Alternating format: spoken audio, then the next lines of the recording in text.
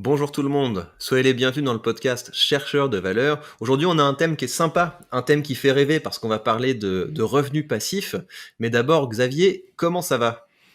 Bah, écoute, ça va super bien, Victor, et ça va bien pour plein de raisons, mais une des raisons qui m'est apparue ce matin, et c'est notamment en regardant une de tes vidéos, donc je te rends hommage, et j'espère qu'on va faire ça aussi dans cet épisode. C'est que de plus en plus, on parle de l'intelligence artificielle qui va remplacer les créateurs de contenu, et plus ça va, plus je teste la machine, etc., plus je me dis qu'on est encore Mhm. très très loin de ça. Et ce que j'aimerais bien, c'est que dans l'épisode d'aujourd'hui, on montre justement une fois de plus, en partageant nos expériences, que c'est pas une intelligence artificielle qui va te faire du contenu demain, quoi. Et je suis sûr que si Mhm. on dit à une intelligence artificielle, écris-nous un script pour 1 heure de podcast sur les revenus passifs, ils vont te lister les revenus passifs, etc. Un truc vraiment bateau. Et donc, j'espère qu'on sorte de ça en réfléchissant est-ce qu'il faut des revenus passifs, est-ce que c'est intéressant ou non, et puis en donnant des exemples perso. J'ai plein d'anecdotes à vous partager. Et toi, est-ce que ça va? Absolument, on avait parlé de ça la dernière fois, mais un point que l'intelligence artificielle aura du mal à faire, c'est tout ce qui est autour des anecdotes. Il peut parler d'un sujet, mais il n'y a pas le ressenti sur le sujet. Alors que les humains adorent ça, en fait. Ce qu'on aime bien, c'est le partage d'expérience pour pouvoir l'intégrer. Et une intelligence artificielle n'a d'expérience de rien. Ça peut pas remplacer la vie, et je pense aussi que ça peut pas remplacer les interactions.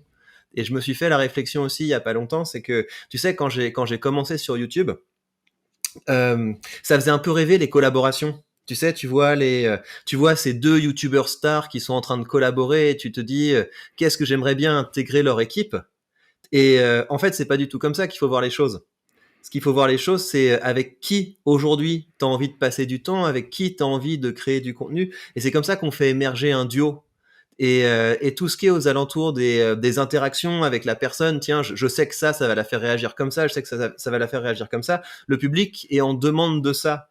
Et être capable de créer un duo qui marche avec des interactions, c'est quelque chose que tu peux pas remplacer.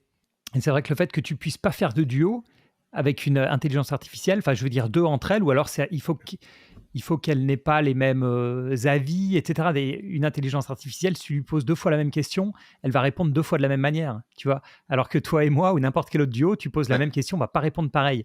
Donc, le seul moyen que tu Mm. aies à la limite un débat intéressant, il faudrait deux intelligences artificielles qui n'ont pas été programmées de la même manière. Mais vu qu'en fait, elles ne sont pas programmées, elles apprennent basées sur le web, a priori, elles vont nous sortir les mêmes choses à chaque fois, quoi. Donc, bon, on a du temps devant nous. Voilà, c'était ça que je voulais Ouais. dire. Ouais, tu touches aussi, parce que moi, c'est vraiment quelque chose qui m'intéresse pour le coup, la question de ce qui est spécifiquement humain. Et tu as mis le doigt sur deux choses, tu as la surprise et l'ennui. Et une des raisons pour laquelle on va avoir tendance à pas faire deux fois la même réponse, c'est on n'aime pas s'ennuyer et on Mhm. n'a pas envie d'ennuyer les autres. Donc il y a quelque chose autour de ça qui fait on a besoin de renouveler les expériences, d'avoir des expériences différentes. Et il y a aussi la surprise, c'est que on sait qu'on a envie d'être surpris par des choses c'est pour ça qu'on teste des choses qui sont un petit peu surprenantes. Et ça, on aura du mal à le retrouver avec une intelligence artificielle. Bon, bah c'est bien, on est parti sur un sujet qui était assez différent, mais c'est ça le fait de faire du non scripté. Et si ça te va, Xavier, je propose qu'on se lance dans le thème du jour juste après ça. Bien, donc on va se lancer dans cette conversation sur les revenus passifs, et ce qu'on se disait avec Xavier en off, c'est que ça va être assez pratique parce que on a expérimenté pas mal de choses, je pense, l'un et l'autre, des différentes méthodes qui sont considérées comme des revenus passifs. Avant ça, en fait, Xavier, vu que tu as un peu plus de recul que moi sur l'univers de la finance, est-ce que c'est un truc nouveau, la réflexion sur les revenus passifs, ou est-ce que c'est quelque chose que tu as vu apparaître, ou alors est-ce que ça a toujours été un objectif des investisseurs d'avoir un revenu passif? Comment tu te positionnes par rapport à l'histoire de ce concept? Écoute, c'est une bonne question. J'ai l'impression de l'avoir vu apparaître. Mhm. Parce que l'impression que j'ai, c'est qu'avant, on appelait ça rentier déjà, et rentier, c'était quelque chose d'inaccessible pour la plupart des Mhm. gens, parce que rentier, c'était investi en général dans des choses quasi sans risque. Et qui dit quasi sans risque dit très faible taux, et donc pour en vivre, il faut un énorme patrimoine. Mhm. Donc, enfin, je sais pas, moi, quand j'étais jeune, euh, c'était, oui, tu sais, tu te disais pas à 30 ans, bah, dans 5 ans, je veux avoir des revenus passifs, en fait. Mhm. Et je sais, ouais, non, mais je l'ai clairement vu apparaître. En fait, plus j'y réfléchis, j'ai clairement vu ça apparaître. Et je pense aussi que moi, je suis d'une génération avant toi où quand tu sortais des études, bah, tu te disais pas, je vais m'arrêter dans 10 ans pour prendre ma retraite. C'était pas, c'est pas que c'était une mauvaise chose, c'est que ça se pensait même pas en fait. Et je pense que ce qui a amené beaucoup de choses, c'est le fait de pouvoir travailler à distance, de pouvoir créer une boîte en une semaine. Enfin, tout s'est simplifié. Tu peux avoir des magasins à distance. Tout est beaucoup plus simple, je pense. Toi, c'est quelle vision que tu as des revenus passifs? C'est quelque chose de nouveau pour toi? Alors ouais, on va revenir un peu à la vision que j'en ai, mais avant ça, tu sais, en termes de pourquoi c'est apparu, il y a des choses que je connecte un petit peu avec ce qu'on a vu dans le livre qui s'appelle la France sous nos yeux. Un peu le sentiment qu'on va de plus en plus vers une société du divertissement. Et que effectivement, il y a de plus en plus de gens, j'ai l'impression, qui rêvent de ne pas travailler pour avoir une vie de loisir. Il y a de plus en plus de gens qui peut-être n'arrivent pas à s'insérer dans le monde du travail parce qu'il y a aussi une réflexion sur les bullshit jobs et sur le fait qu'il y a de moins en moins de modèles de types de travail qui font rêver. Et c'est assez intéressant parce que je mets aussi ça en parallèle avec les réflexions qu'il y a sur le salaire à vie. Donc qui est plutôt pour le coup une réflexion de gauche, et je dirais que le revenu passif, c'est la version libérale et financée par le privé de ça. Donc à savoir arriver à un stade où on peut avoir une vie où on est entièrement focalisé sur le sens, peut-être sur des choses, un rapport plus vrai avec les autres, parce que on est dégagé de cette contrainte de devoir se soumettre à la loi du marché. Et c'est assez intéressant effectivement que le concept ait émergé. Je le mettrais en lien avec ce terreau philosophique. Donc un désintérêt avec les types de métiers traditionnels, une société du plaisir, de la jouissance et du loisir. Et ouais, c'est effectivement. Et je pense une autre chose qui a aidé à la popularité des revenus passifs, et on va discuter pas mal de ça aujourd'hui, c'est justement ce mythe autour de ça. Parce qu'il y a beaucoup de gens qui ont vu des youtubeurs exploser à faire des vidéos dans leur chambre, et exploser dans le sens pas gagner 1000 euros, 2000, 3000, 5000 euros par mois, ni même 10 000 euros, mais des gens qui sont devenus multimillionnaires avec une apparente facilité, en fait. Apparente, hein, je dis bien. Et ça, c'est vrai pour tout. Le dropshipping, par exemple, le fait d'avoir un site internet qui vend des produits qui donne l'impression de marcher tout seul parce que derrière, c'est géré plus ou moins par Shopify, Amazon, tout ce que tu veux. Ça aussi, en fait, il y a beaucoup de choses qui donnent une apparence de totale passivité. Et je pense aussi qu'il y a une jeune génération qui a découvert des produits, les ETF, même l'immobilier, etc., qui s'est dit, mais c'est incroyable, je peux gagner de l'argent hors mon salaire, on va dire.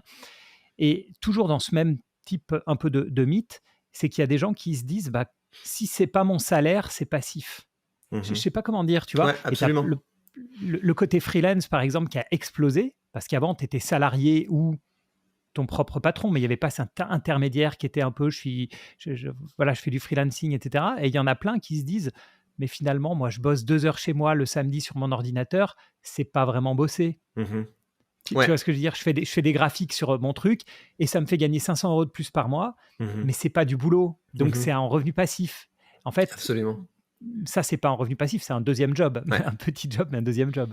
Donc, il y a plein de choses qui ont émergé en même temps, en fait, sur ce côté revenu passif. Ah ben, je reviens sur ce que tu disais, tu sais, sur le fait qu'avant, rentier, en plus, rentier, ça devait pas être quelque chose qui était forcément cool. C'était pas quelque chose qui était attirant, et c'était peut-être aussi quelque chose qui avait l'air inaccessible. Et donc effectivement, avec le monde des réseaux sociaux, t'as raison, il y a un style de vie qui est mis en avant, qui est effectivement, je passe mon temps à être à côté de piscine, j'ai de l'argent qui rentre sans travailler. Il y a des gens pour qui ça marche, il y a des gens pour lesquels ça marche, effectivement, il y a certaines personnes qui doivent travailler très peu et qui ont beaucoup de revenus, mais en tout cas, le modèle est, vu qu'il y a une telle proximité avec les réseaux sociaux, il y a beaucoup de gens qui pensent que c'est accessible facilement, et c'est pour ça que je trouvais ça intéressant qu'on appelle cette émission les mythes et réalités autour des revenus passifs, parce qu'effectivement, il y a pas mal de choses qui sont présentées comme des revenus passifs, qui sont en fait des travails à côté, et on peut avoir une vie misérable en courant après une série de sources de revenus qui en fait demandent beaucoup d'efforts, ou alors ça demande des compétences techniques assez pointues. Donc on va y venir. Il y a un point qu'on a oublié. Je t'en prie. Il y a un point qu'on a oublié et qui est très important. C'est peut-être même le point central. C'est que c'est devenu un job de faire rêver les gens avec ses revenus passifs. Ouais, absolument. Et moi, le premier, quand j'ai quitté le salariat, on va dire, pour me lancer dans d'autres choses, parmi les choses qui m'ont motivé, il y a eu des vidéos de ces gens-là, parce qu'il y en a des plus ou moins sérieux. 80% ne sont pas sérieux, 20% le sont un petit peu plus, même si les 100% essayent de vous faire rêver, etc. Mais notamment sur la partie immobilière, je suivais pas mal de gens qui m'ont motivé d'ailleurs à faire ce que je fais aujourd'hui, donc principalement de la location saisonnière, en mentant sur la partie passive, enfin, ou en mentant par omission, on va dire, sur la partie passive, mais c'est devenu un job. Et c'est des chaînes qui marchent bien, il y en a des centaines en français qui vont de la création de contenu à l'immobilier, bourse, etc. Et leur job, c'est de te faire, principalement acheter des formations, il faut être honnête, et ils vivent de ça. Donc on est quand même abreuvé de contenu qu'il n'y avait pas avant. Il n'y avait personne qui gagnait de l'argent il y a 20 ans en t'expliquant comment avoir des revenus passifs. Ouais. Donc c'est quelque chose effectivement qui est qui est nouveau, qui est ancré dans des évolutions qui sont technologiques avec les réseaux sociaux, dans des évolutions qui sont anthropologiques, philosophiques, avec une espèce de désintérêt pour le mode de vie classique, et également lié avec des nouveaux outils financiers comme les ETF, parce que l'explosion des ETF, c'est quelque chose qui rend assez concret le fait d'investir avec pas trop de risques et surtout sans prendre le temps de choisir. Donc, ce que je te propose, c'est qu'avant qu'on rentre dans les différents types de revenus passifs qui sont habituellement présentés et qu'on puisse discuter ensemble d'à quel point c'est du mythe et à quel point c'est de la réalité, je voudrais qu'on réfléchisse au pourquoi. Moi, pour te dire, quand j'ai commencé à être conscient de cette réalité des revenus passifs, j'y suis allé via des vidéos sur les investisseurs dans les dividendes. Et moi, effectivement, c'est quelque chose qui, au premier abord, me fait rêver. Tu vois, je vois ça, je me dis mais c'est génial, on a du revenu qui arrive. Toutes les phrases qu'on entend habituellement, hein, c'est tu fais de l'argent pendant que tu dors, c'est de l'argent pour lequel tu n'as pas eu à travailler, etc.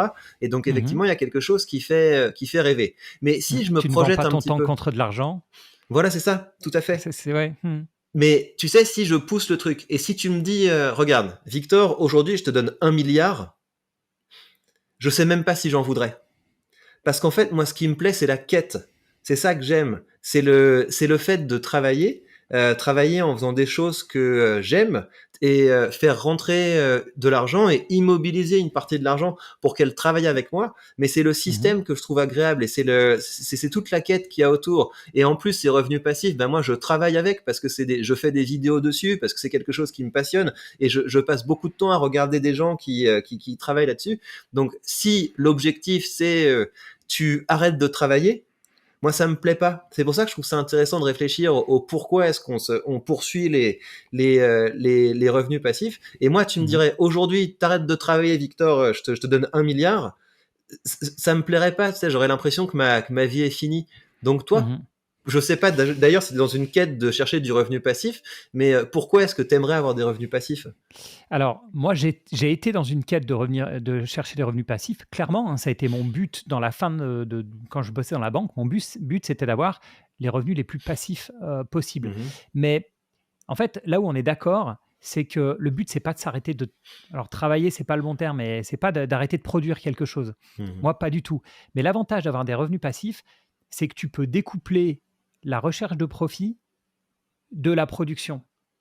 Et par exemple, en termes de production de contenu, pour parler que de ça, si tu en as besoin pour vivre, d'accord, ça veut dire que tu as besoin d'audience, tu as besoin de monde, tu vas regarder le nombre de vues parce qu'il faut que tu cherches des annonceurs ou que tu aies plus de pubs, etc. À partir du moment où tu as ton milliard, d'accord, tu peux te dire, c'est pas grave si je touche un peu moins de monde, mais je peux me focaliser sur la qualité. Et pour moi, l'intérêt des revenus passifs, au départ, c'est de moins souffrir, que ce soit moins pénible la vie au quotidien, il faut être clair. Mais même au-delà de ça, c'est ce côté-là où tu peux découpler. Si tu veux faire plus de sport, si tu veux rencontrer plus de gens, si tu veux passer du temps à écrire un livre qui sera peut-être peu lu, ou alors qui va te prendre trop de temps pour être rentable, par exemple, c'est pas grave, tu le fais quand même. Et tu vas peut-être passer 5 ans pour un livre, alors que si tu avais un besoin financier, tu vas passer qu'un an à écrire ce livre. Tu vois, donc le côté découpler, je produis de la valeur et j'ai des revenus qui me permettent de vivre, c'est ça que je trouve intéressant. Donc je le prends le milliard, je te le dis tout de suite. Ok, tu prendrais le milliard. Très bien. Est-ce que tu es familier, je pense qu'on a le droit de le dire dans un podcast, est-ce que tu es familier avec le concept de fuck you money? Ah oui, complètement. Et non seulement je suis familier avec ça, Mhm. c'est que moi, j'ai démarré mon premier job en tant que trader. Et en tant que trader, c'est un concept que tu as tout de suite quand tu rentres dans une salle des marchés. Pourquoi? Parce que tu as que des jeunes loups dont le but Mhm. est de gagner le plus d'argent possible. On sait très bien, tout le monde sait très bien que c'est épuisant, que tu ne seras pas tout le temps gagnant, etc. Et donc, même il y a 20 ans, si tu veux, on parlait de ça, on parlait de fuck you money entre nous en disant c'est quoi ton niveau? Et en fait, il y a une chose que j'ai vue, et ça, je pense que c'est vrai chez beaucoup de monde, mais notamment ceux qui ont des très bons boulots, c'est qu'en fait, la définition, si tu veux, c'est que c'est toujours plus que ce que tu as. Ah, ah. Et donc, il y a des gens qui vont te dire, mais moi, à 2 millions d'euros, j'arrête tout, par exemple. Mhm. Et donc, ils vont avoir un premier bonus, un deuxième bonus, troisième bonus. Au final, ils auront touché ces 2 millions d'euros. Mais finalement, il y a eu beaucoup d'impôts. Finalement, j'ai de gros frais. Et puis, Mhm. oui, j'ai un bel appartement dans le centre de Paris, mais il fait 80 mètres carrés. J'en aimerais un Mhm. qui fait 120 parce que maintenant, j'ai des enfants, etc., etc. Et les gens avec qui je discutais de ça il y a 20 ans, j'en connais, ils sont toujours dans des hedge funds à Londres. Et on avait des discussions où on se disait, mais tu te rends compte, moi je partirais dans le sud, moi je ferais ci, Ah, moi je ah. fais ça. Et ils sont toujours là-bas.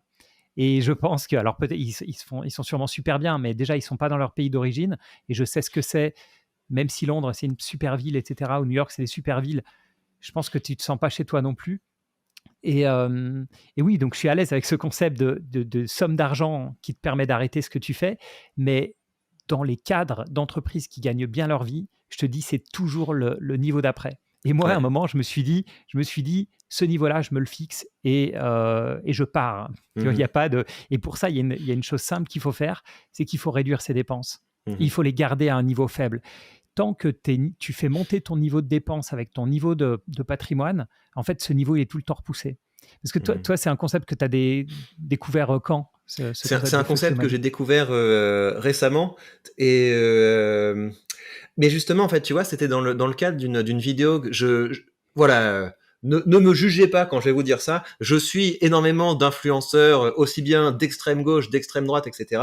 Et j'ai vu passer un post d'un influenceur qui s'appelle Stéphane Edouard, qui est un influenceur tendance droite, masculiniste, ce genre de choses. Et donc il disait, je ne vous donnerai pas ce point de vue sur tel sujet parce que je n'ai pas encore assez de fuck you money pour vous le dire. Et donc c'est là que j'ai commencé à chercher autour du concept. Et dans ce que tu disais au début de notre échange, à savoir si j'avais assez d'argent, peut-être que dans la création de contenu, je me focaliserais plus sur des sujets de niche parce qu'ils m'intéressent sans trop réfléchir à ce qui intéresse le public. Peut-être que j'écrirais un livre sur un sujet sans me demander est-ce que ça va marcher, etc. Et en fait, moi, je me dis que non. Vraiment, je crois que je tire un plaisir de la performance. Et donc, Mhm. si tu me disais, en fait, fais ce que tu veux, voilà, t'as plus besoin de courir après quoi que ce soit, je courrais quand même après ce qui marche parce que il y a rien qui me donne plus de plaisir, en fait, dans la vie. Il y a rien qui me donne plus de plaisir dans la vie que à un moment être capable de trouver la bonne combinaison de profondeur, d'efficacité pour faire quelque chose. Bim, ça rencontre l'intérêt du public et ça marche. Donc je ne suis pas du tout, j'ai pas l'impression d'être en quête de fuck you money parce que je crois pas que je changerais fondamentalement la manière dont je vis et la manière dont je travaille si on me donnait beaucoup plus d'argent que j'en ai maintenant. Et c'est pour ça que je suis très sensible à ce que tu as dit sur le fait que dans le monde de la finance, il y a des gens qui sont toujours finalement en quête du niveau du dessus. Et Mhm. tu sais, tu as cette phrase dans Fight Club, c'est les choses que l'on possède finissent par nous posséder. Et Mhm. c'est exactement ça. C'est des gens qui auraient le moyen de faire autre chose. Et ils sont tellement addicts à une espèce de rapport peut-être malsain à la performance que bah, là, ils sont encore dans leur tour à Londres alors que toi, tu es dans un cap de vie qui est très intéressant parce que tu as eu cette capacité à prendre du recul et à te détacher. Donc moi, j'ai l'impression que j'ai quand même un rapport sain avec la performance parce que j'ai quand même créé le cap de vie dans lequel j'ai envie de vivre. J'ai des journées où en gros je suis calé sur le rythme de mes enfants, ça veut dire que je commence à travailler à 9h et puis je finis de travailler vers 4h30 pour m'occuper des enfants. Je vis dans un cadre que je trouve génial, où je suis à la campagne, pas très loin de la mer, etc. Donc, mais je changerais pas ça en fait si on me donnait plus d'argent. Je pense que j'ai réussi à créer un truc qui fait que j'ai pas envie j'ai pas envie d'autre chose. Alors pourquoi les revenus passifs? Pourquoi tu vois, d'après ce que tu me dis, je me dis finalement c'est les revenus actifs qui te vont bien, toi. Faut que tu gagnes le plus d'argent avec ce que tu fais plutôt que de vouloir toucher des dividendes. Je sais pas. Tu vois, en fait, c'est très difficile, c'est très difficile à dire. Je crois que si je creuse au fond, il faut que j'aille du côté d'une addiction frustrée aux jeux vidéo.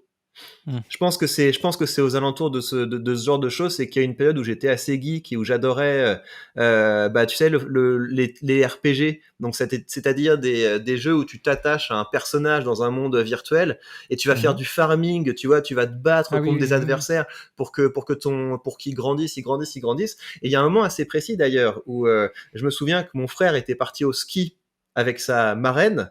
Moi, j'étais resté tout seul, enfin avec mes parents, etc. Et j'avais noyé ma tristesse de pas être en train de faire du ski en geekant sur un jeu vidéo. Et tu vois, après, j'ai eu quand même un truc en me disant à la fin des vacances, mais t'as passé tes vacances à ça. Et donc Mhm. j'ai eu plusieurs moments de prise de conscience où je me suis dit, mais arrête de geeker dans des jeux vidéo. Mais j'ai quelque chose qui relève de cette addiction en fait de marquer des points Ouais. et je la retrouve aujourd'hui dans les revenus passifs. Et c'est pour ça que je te dis que c'est la quête qui m'intéresse. C'est que j'adore le fait d'avoir des dividendes qui montent, qui rentrent. Après, je peux les rentrer dans mon tableur, voir que ça fait mieux, etc. J'aime beaucoup ça. Mais pour moi, si tu veux, c'est pas tellement différent fondamentalement que de me dire, bah, à partir de maintenant, je fais 20 minutes de sport par jour et puis j'augmente l'intensité des exercices, etc. C'est vraiment ça qui Mhm. me plaît, mais j'ai été capable de réinvestir ce plaisir, peut-être de la performance, ou en tout cas de geeker sur un truc pour m'améliorer, dans quelque chose qui, a priori, est un peu utile pour préparer l'avenir. Mhm. Ok. Alors, si tu veux, ce dont on pourrait discuter maintenant, c'est, je sais que tu avais fait une vidéo là-dessus. T'avais fait il me semble hein, que tu avais fait une Oui, vidéo sur les revenus j'ai passifs. repris ma petite liste justement que D'accord. j'avais fait à l'époque. Et donc, moi, c'est ce qui m'a frappé en fait en préparant cette émission, c'est que quand j'ai regardé les choses qui étaient présentées comme des revenus passifs, je pense que c'est ce que tu dis, c'est que les gens confondent revenus passifs, autre ligne de revenus, Mhm. donc ça veut dire quoi? C'est slide job, je sais pas comment on dit en français, les Ouais, boulots, ouais. voilà, les side business, on va appeler ça comme ça Mhm. en beau français. Et ils confondent aussi le fait que si je prends du plaisir, en fait, c'est passif. Il y a ces différentes dimensions. Et en fait, je pense que ça se tient parce que à part peut-être les dividendes, mais on pourra en discuter, la plupart des choses qui sont considérées comme des revenus passifs, il faut plutôt les mettre sur un continuum. Il y a vraiment d'un côté ce qu'on fait parce qu'on est obligé de le faire, parce qu'on est un petit peu attaché au salariat et si on le fait pas, tout s'arrête. Mhm. Et puis à côté de ça, il y a des choses qu'on prend peut-être plus de plaisir à le faire, mais ça prend quand même un peu de temps. Et puis il y a un moment où on arrive à décorréler le temps et les revenus. Et puis à un moment où il y a des revenus sans travail. Mais si tu veux, on peut reprendre les listes et puis voir ce qu'on a exploré dedans, et puis faire Mhm. un petit peu le tri de la réalité et du mythe. Ouais, ça marche. T'as une liste sous les yeux? Tu veux commencer par quoi? Non, je pensais qu'on pouvait prendre les différentes catégories de la vidéo que tu avais faite. Ah oui, bien sûr. Alors, on peut commencer. Bon, de toute façon, il y a deux grands gagnants, hein, on va dire, Mhm, dans la partie revenus passifs. Les deux grands gagnants, c'est l'immobilier et la bourse.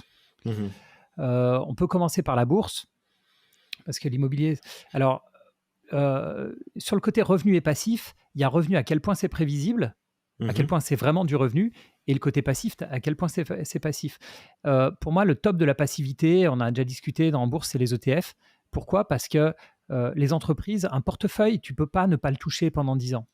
mhm, En 10 ans, il se passe énormément de choses. Et les plus grosses entreprises du monde en 2010, c'est pas les mêmes qu'en 2020 et ce sera pas les mêmes en 2030. Donc, tu peux pas jouer totalement la passivité. Donc, après, c'est le côté ETF. Mais les vrais revenus, c'est les dividendes. mhm.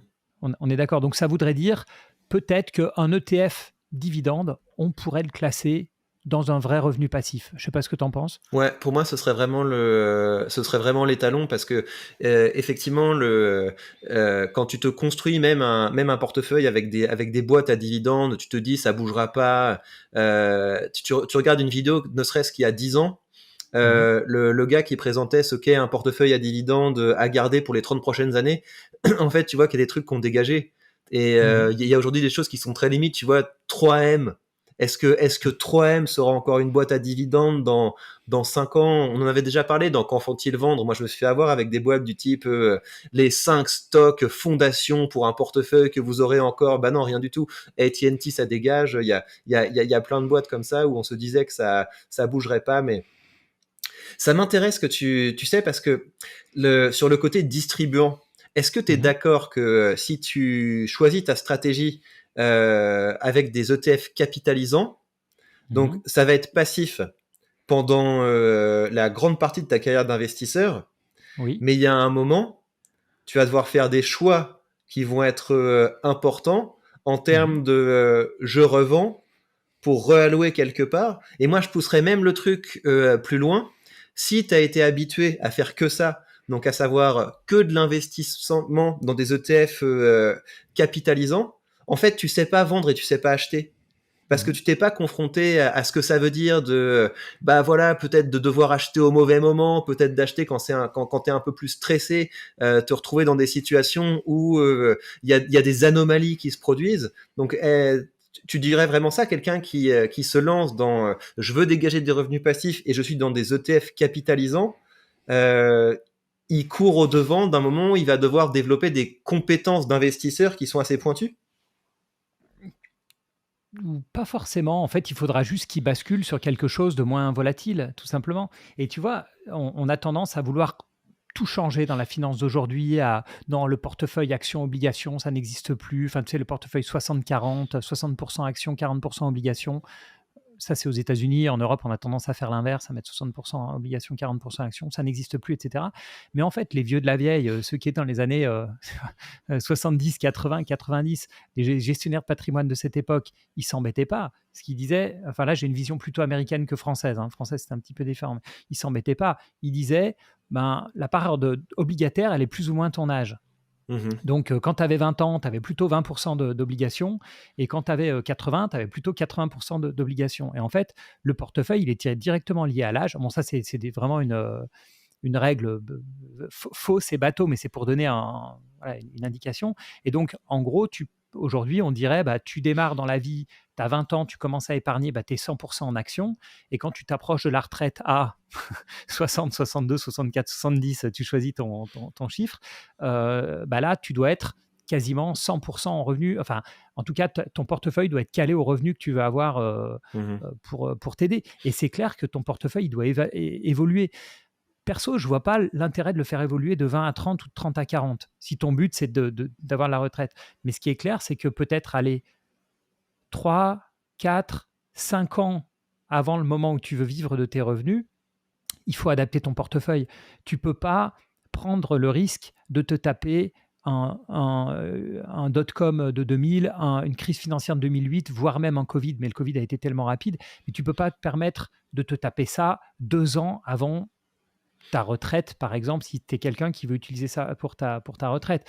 Donc, moi, je dirais non, tu n'as pas besoin, c'est pas grave si tu n'as pas beaucoup les skills. Si tu arrives à 60 ans et tu veux de l'argent à 65, tu réfléchis, voilà, mon nouveau portefeuille, mon target dans 5 ans, c'est ça. Ce sera plus d'IMO, plus d'obligs, peut-être, etc., etc. Mhm. Mais D'accord. oui, ça doit bouger, Ouais. c'est clair. Et est-ce que tu investis pour au bout d'un moment avoir un revenu passif dans ton portefeuille? La manière dont tu l'as construit, est-ce que c'est un indicateur que tu regardes? Donc est-ce que mon revenu passif augmente mois après mois? Ou là, tu considères que tu es plutôt dans une phase de capitalisation, donc ça veut dire que tu as envie que ton capital augmente rapidement, et plus tard, tu vas changer un petit peu la valeur de ton portefeuille et te mettre plus vers du distribuant? Comment tu gères Alors ça? moi, c'est un peu spécial parce que moi, j'ai l'immobilier qui est mon revenu entre guillemets passif, on va en Uhum. rediscuter. Donc c'est ce qui me fait vivre. Après, j'ai d'autres revenus, typiquement création de contenu, dont en gros je n'ai pas besoin pour vivre grâce à l'IMO, donc je peux faire un peu ce que je veux. Donc ça Mhm. c'est cool aussi. Donc je suis pas focalisé sur, enfin je peux faire de la qualité en gros. Et, euh, et enfin la partie boursière, notamment le fait que ce soit dans des enveloppes, tu vois, Mhm. parce que c'est principalement dans de l'assurance vie. En gros, c'est principalement dans de l'assurance vie ou des comptes que je ne touche pas. Par exemple, le compte de mon entreprise, donc que je ne sors pas. Je ne sors pas l'argent de l'entreprise pour me payer le minimum. Enfin, je me paye le minimum. Le fait que ce soit dans une enveloppe, bah, honnêtement, que ce soit distribué ou pas, j'en ai un peu rien à faire. Mmh. C'est ça, en fait, Ouais. la conclusion. Si tu as une assurance vie et que tu as 100 000 € dans ton assurance vie, que tu as eu une distribution de dividendes ou pas, tu n'en as rien à faire. Tu Mmh. vois, c'est pas comme si tu le recevais sur ton compte. Après, j'ai par exemple des SCPI Mmh. ou de la forêt dans lesquels j'ai investi en direct. Donc là, de mes SCPI, je reçois, je sais même pas tous les combien, mais je reçois tu vois, du revenu. Donc aujourd'hui, le seul revenu que je considérais comme vraiment passif chez moi, en tout cas, ça va être les SCPI et la forêt. Mmh. L'immobilier, on va discuter pourquoi c'est pas vraiment un revenu passif. Et la bourse, pour moi, c'est clairement je capitalise. Mmh. D'accord. C'est- Ouais. On en avait déjà parlé, hein, quand on avait Ouais. quand on avait discuté des dividendes, tu disais la bourse, c'est pas le meilleur endroit pour obtenir du rendement et effectivement, ouais, on va trouver Mm.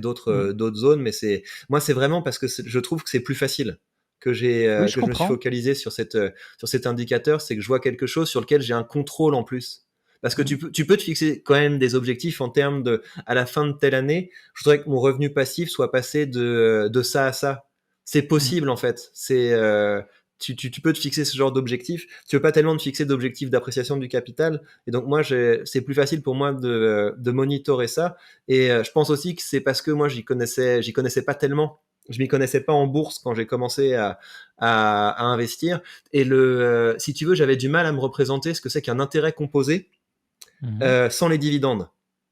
Pour moi, c'était très difficile de percevoir le concept de tes intérêts sont quand même en train de travailler alors que ils se matérialisent pas en quelque chose que tu Mm. reçois et que tu réinvestis. Donc c'est pour ça que j'ai besoin d'en passer par cette Je méthode-là. comprends. Et puis, il faut une confiance parce que finalement, la personne qui fait le boulot, c'est l'entreprise. C'est l'entreprise qui réinvestit ses revenus. Mhm. Une entreprise qui ne fait pas de dividendes. Donc, il faut aussi une certaine confiance dans le Ouais. management parce que tu peux avoir. Là, j'ai fait récemment une vidéo sur Meta. Mark Zuckerberg, c'est une vache à lait énorme, Facebook, mais on est prisonnier. Je dis on parce que je suis investi dans Meta, mais une des choses qui me gêne, c'est que Mark Zuckerberg, tu sais pas dans quoi, enfin, on sait dans quoi il dépense ses milliards aujourd'hui, c'est le métaverse. Il nous sort une plateforme pourrie. Moi, j'adorerais un Facebook sans métaverse et avec Zuckerberg qui me paye des dividendes, tu vois. Ouais. Et là, j'aurais beaucoup plus que j'ai aujourd'hui dans Meta. Donc, je te comprends parce qu'au moins, c'est toi qui maîtrises ce que fait l'entreprise de son argent. Elle te le donne. Après, toi, tu le remets dedans si tu as vraiment confiance ou tu le mets ailleurs. Mhm. Ouais. Donc ça, pour moi, ce serait vraiment le comble du revenu passif. Ce serait effectivement un ETF distribuant. Ce serait ça le comble du revenu passif. Parce Mhm. il y a vraiment cet avantage que si une entreprise se casse la figure, elle est automatiquement remplacée par une autre, etc. Donc il n'y a pas trop à se prendre la tête. Après, je mettrais un portefeuille d'actions à dividendes, tu sais, Ouais, un je suis portefeuille d'accord. Ouais. avec des grosses boîtes qui bougent pas énormément et de temps en temps, il faut quand même faire des arbitrages parce que soit il y en a une, on se dit que son capital c'est trop apprécié et donc ça vaut la peine de réinvestir quelque part, ou alors une coupe son dividende ou un changement et là on Mhm. va prendre certaines décisions. Et c'est là que je trouve le plaisir rentre en jeu, c'est que moi j'arrêterai pas de faire ça. Tu sais, quand je regarde les chiffres, évidemment, ça a l'air d'être beaucoup plus malin tu vois, tu pourrais gagner du temps aussi. Tu pourrais te dire, j'arrête de passer du temps à jouer avec mon portefeuille, à faire des recherches sur la finance, etc. Je m'investis dans quelque chose où je peux vraiment progresser. Parce qu'en plus, il y a un côté un petit peu absurde. C'est que ça sert à quoi de développer des compétences en investissement, sachant que tout le monde va te dire, non, mais investis dans un ETF. Donc, c'est qu'il y a du plaisir qui rentre en jeu. C'est que Tout à fait. si on me donnait du temps libre, j'écouterais quand même des podcasts sur la finance et je continuerais de discuter d'investissement et de parler d'investissement. Donc c'est pour ça que la variable plaisir est importante. J'ai jamais l'impression de travailler quand je suis en train d'acheter des trucs, de vendre des trucs et de réfléchir à mes prochains investissements. Mm. T'as raison. Et d'autant plus que c'est quand même super facile. Ouais. Tu vois, si quelqu'un se dit, bon, on prend le ETF, c'est trop simple, ça me plaît, donc j'ai un portefeuille dividende. Allez, si tu te dis, je le regarde 4 fois par an, je fais des arbitrages 4 fois par an, c'est déjà très très correct. Et même, tu pourrais passer à tous les ans. Tu te dis, allez, je passe 1 heure tous les ans à refaire un petit point sur mon portefeuille et à faire des arbitrages, et tu serais très bien. Donc effectivement, on n'est vraiment pas loin du passif. tu vois, à 1 heure par an, je pense qu'on peut considérer que c'est un revenu, Mmh. passif, quoi. Mmh. On passe au côté immobilier. Donc, Mhm. immobilier, on le mettrait dans les. Tu le mettrais dans les revenus passifs ou tu le mettrais dans la zone grise Alors, l'immobilier, tu as toute la chaîne, hein. Là, quand tu disais c'est un continuum, on y est vraiment. Moi, ce que je classerais au top de la passivité, ce serait les SCPI.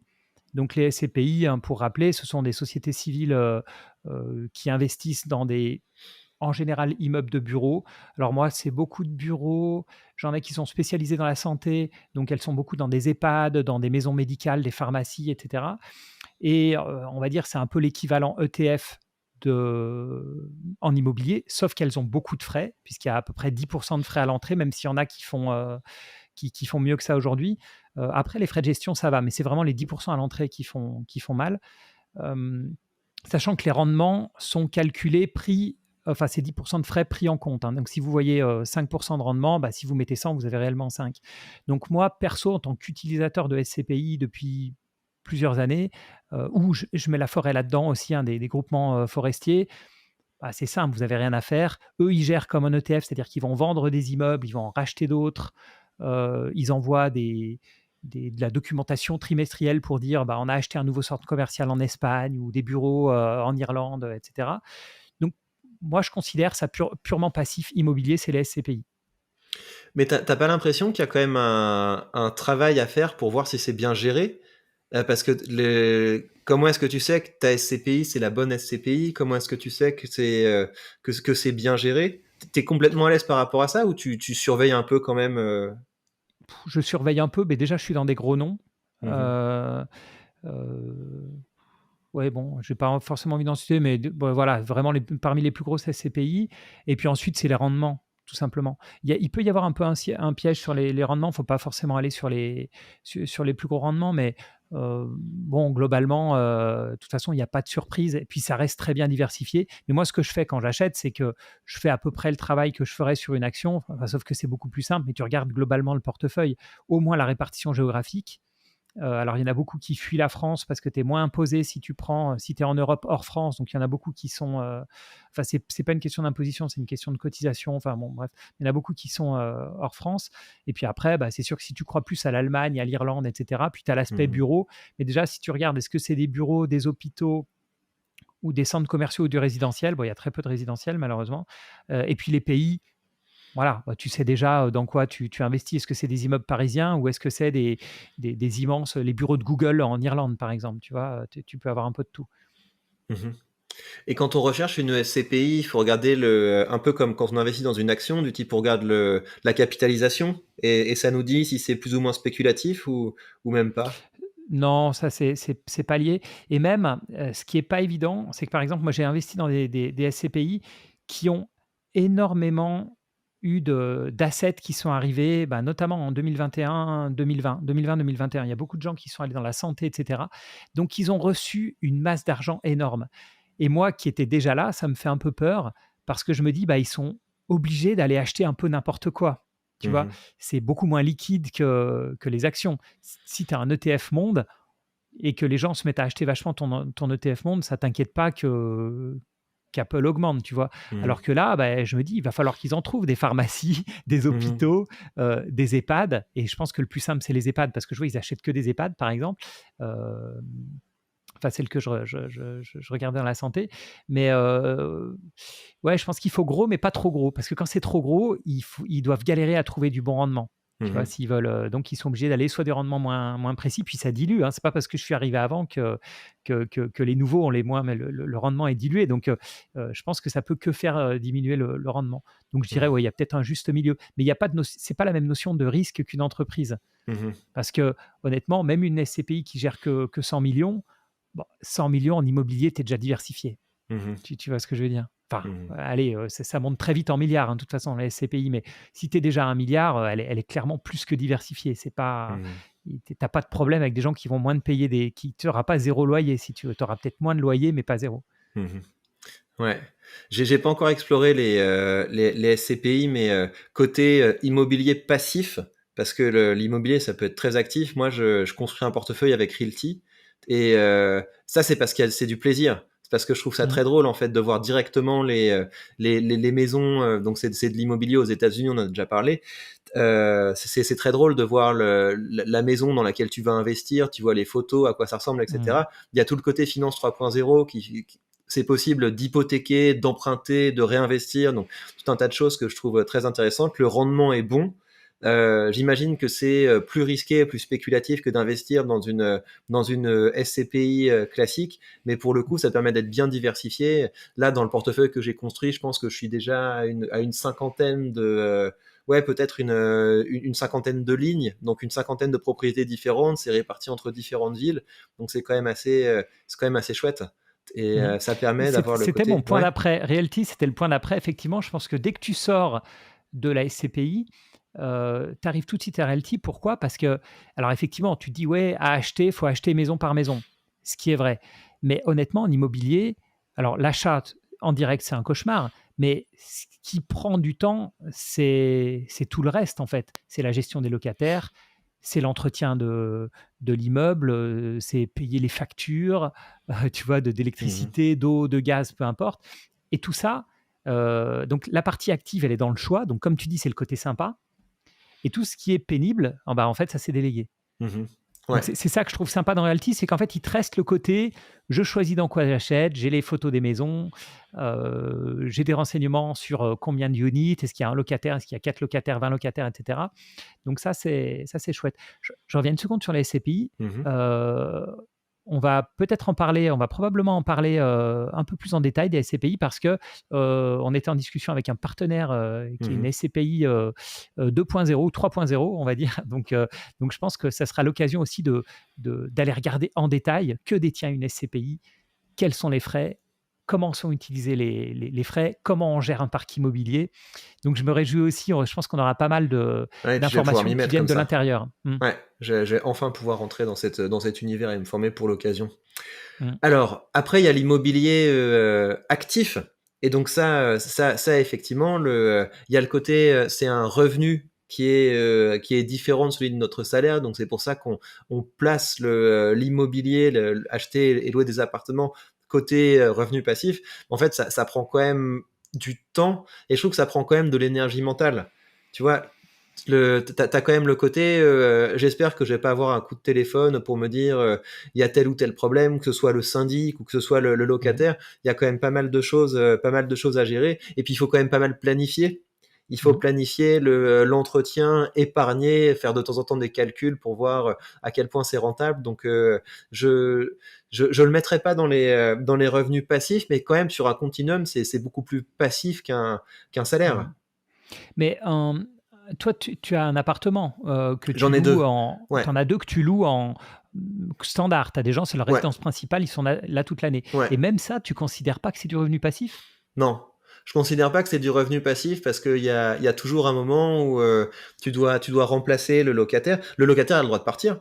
Il peut décider, donc ça veut dire qu'après il faut trouver un autre locataire, ça veut dire qu'il faut rafraîchir l'appartement, il faut trouver des entrepreneurs pour le faire, etc. Et il faut avoir bien planifié à l'avance pour avoir des fonds pour pouvoir le faire. Donc je le mettrai pas dans les revenus passifs vraiment parce qu'il y a je trouve une charge mentale. Et je trouve ça très différent par rapport à un ETF, quoi. L'ETF, ça te demande rien. Ça te demande rien du tout. Et là, non seulement c'est même pas tellement le travail que ça te demande parce que sur une année, c'est pas quelque chose qui me prend beaucoup de temps, sauf quand il y a du changement et du travail à faire. Mais je trouve que c'est un petit peu toujours une ligne dans la tête. Tu te dis, je comprends. Il y a un travail potentiel en fait. Et tu vois, ouais, je t'en prie. Tu vois, ce qui est drôle, c'est que là, tu es dans l'immobilier classique, si on oublie ce qu'on a dit auparavant, mais là, tu es dans l'immobilier classique qui est considéré comme passif, je pense, pour 99% des Français. Et sachant que ce qui est mis sur YouTube, quand on te fait rêver de revenus passifs, c'est pas du tout ça. C'est ce dont on va parler après, c'est de la location. Qui demande vraiment du boulot. Qui demande vraiment... Mais c'est je sais pas, c'est 50 fois ce que ça te demande toi pour ton appartement, tu vois. En termes, donc c'est fou que toi tu considères déjà que c'est plus du revenu passif. Alors, ça me fatigue. Ouais, c'est la fatigue mentale plus. Non, mais je comprends. C'est le petit coup de stress où tu te dis, Et ouais, même tu pas as toujours ça. ce risque de pas être payé ou de peu importe. Ouais. Et même pas ça, tu vois, c'est quand tu deviens plus âgé, tu vois, Mhm. tu commences à avoir 60, 70, etc. T'es plus la même personne. Tu vois, je pense que ça te paraît quand même un monde d'organiser des travaux pour réparer, pour retrouver un locataire, etc.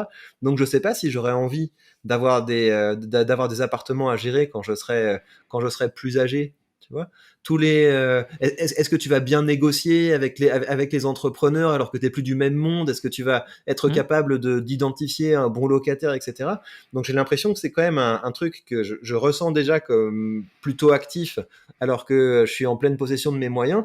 Mais plus je vais arriver vers l'âge de la retraite, je sais pas, ou alors je Mhm. vais Non, mais c'est filer un bon ça. point. C'est mes enfants qui vont le gérer. Mhm. Est-ce qu'ils en ont envie? Enfin, tu vois, je le mets vraiment pas dans passif. Donc ou alors faut se mettre en gestion et là ça devient passif. Et dans ce cas-là, quand tu regardes le rendement, franchement, est-ce que un appart mis en gestion, c'est plus intéressant que d'investir chez Realty ou dans un ETF capitalisant? Je sais pas. Tu as la perspective que le capital s'apprécie et que tu puisses le vendre, mais vendre un appart, c'est tout un poème. Parce que, enfin ouais, quand même, c'est un travail Mhm. de vendre un appart. Et je pense que même quand tu le mets en gestion, s'il y a un vrai truc, euh, les gestionnaires, ils t'appellent, ils te demandent conseil, Mhm. enfin, je sais pas. Mais pour revenir sur Realty, tu vois, s'il y a vraiment quelque chose que je trouve dommage, et on pourra en reparler avec eux quand, enfin voilà, si on a l'occasion d'en discuter, c'est le fait, et je comprends, eux, ils veulent du haut rendement. Ils veulent du haut Mm. rendement. Pourquoi? Parce qu'aussi, ils délèguent la totalité de la gestion. Donc, le rendement chez Realty, le rendement brut, il est aux alentours de 20%. Et en fait, il y a à peu près la moitié de ce rendement qui part pour qu'on n'ait rien à faire et que ce soit totalement passif une fois que la société est achetée. Et il y a la moitié du rendement, donc qui est autour de 10%, qui revient dans la poche. Mais ce rendement de 20%, il vient du fait qu'on est dans des zones risquées, en fait. Risquées parce que c'est des zones où Ouais. la population est, Tu le ferais est, pas tout est pas seul. très riche. Ouais, et si tu le ferais pas en n'étant pas diversifié, tu le ferais Ouais. pas tout seul et tu le ferais pas en étant autant diversifié. Mais ce que je veux dire, ce qui est dommage, c'est que pour avoir cette tranquillité et les faibles frais de Realty par rapport au SCPI, tu es obligé d'accepter un risque qui est beaucoup plus élevé Ouais. qu'un appartement à Bruxelles ou qu'une SCPI qui investit dans des bureaux partout en Europe. Ouais. Tu vois, et j'aimerais bien, et je pense que ça viendra, j'aimerais bien avoir cette facilité de Realty, mais vraiment un truc où tu puisses te dire, je mets une grosse partie de mon patrimoine, alors qu'aujourd'hui le risque ne le permet pas, enfin à moins vraiment d'avoir une confiance absolue dans l'immobilier à Détroit ou Chicago, mais tu vois, le niveau de risque aujourd'hui ne permet pas d'y Mhm. allouer une trop grosse partie de son patrimoine.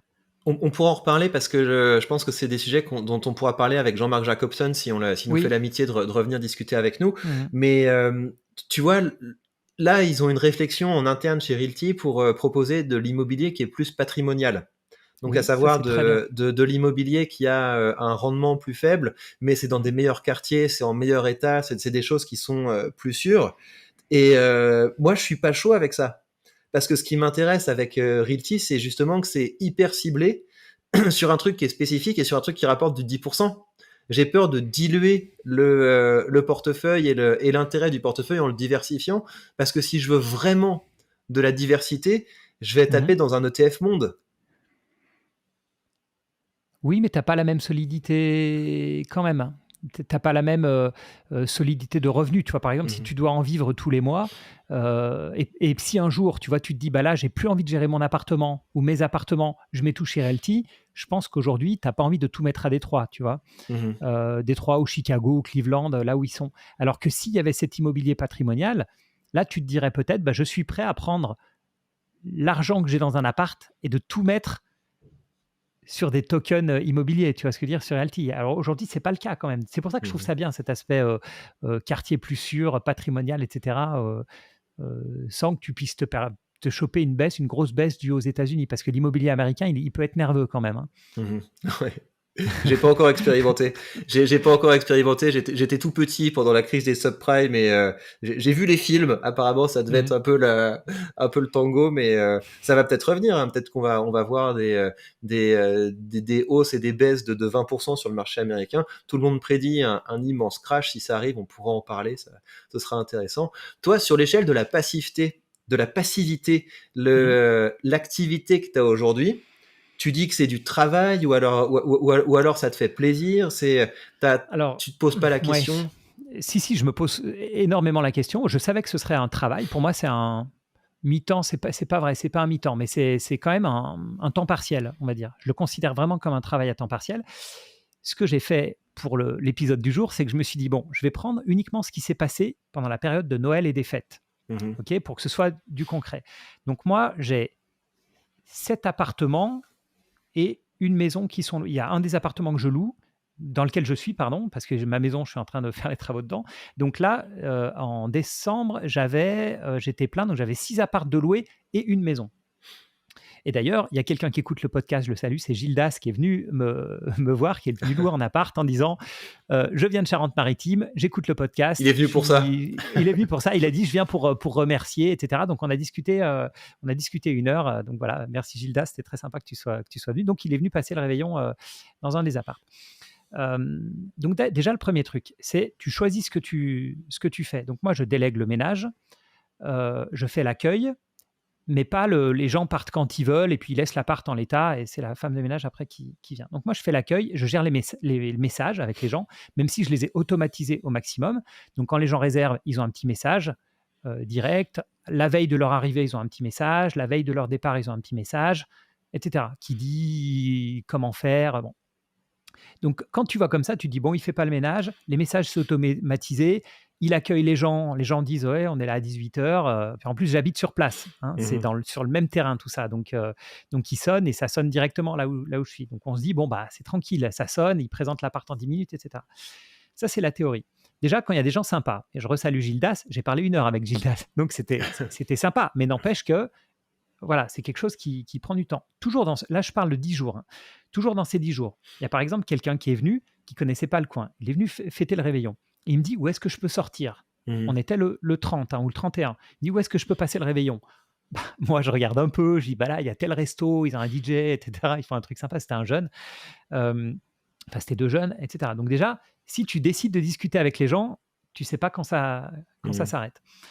Ensuite, les heures d'arrivée des gens. Les gens te disent, j'arrive. Alors bien sûr, je pourrais faire boîte à clés, etc. Mais si tu décides d'accueillir, ou pire, si tu délègues, les gens te disent, je suis là à 17h et ça va de 15h Mhm. à 20h. Hein. Donc si tu Mhm. payes quelqu'un pour accueillir, ça veut dire que la personne que tu payes, souvent la femme de ménage, enfin quelqu'un qui fait tout, une société de conciergerie, parfois ils doivent poireauter 1 heure ou 2 heures sur place. Mhm. Bon, effectivement, tu peux faire la boîte à clés. Les messages, ensuite.